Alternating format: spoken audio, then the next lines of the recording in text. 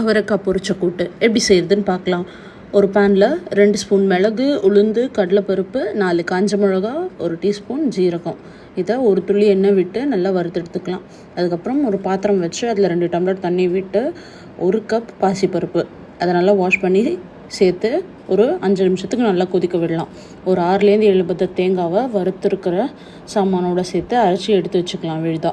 அதுக்கப்புறம் இன்னொரு பேன் வச்சு அதில் 2 ஸ்பூன் ஆயில் விட்டு கடுகு பொரிஞ்சதும் கொஞ்சமாக பெருங்காயம், அப்புறம் ஒரு கொத்து கருவேப்பிலை போட்டு நம்ம நீல வாக்கில் நறுக்கிற அவரைக்காய் அதை சேர்த்து உப்பு சேர்த்து நல்லா காய் வேகிற அளவுக்கு வதக்கி எடுத்துக்கலாம். காய் வெந்ததும் அதை நம்ம வேக வச்சுருக்க பாசிப்பருப்பு கூட சேர்த்து கிளறி விட்டு அரைச்ச விழுதை ஆட் பண்ணி தேவையான அளவு தண்ணி சேர்த்து ஒரு 3 to 4 மினிட்ஸ் குக் பண்ணி எடுத்தால் சுவையான அவரைக்காய் பொரிச்ச கூட்டு ரெடி. ட்ரை பண்ணி பாருங்கள், எப்படி இருக்குது சொல்லுங்கள். பாய்.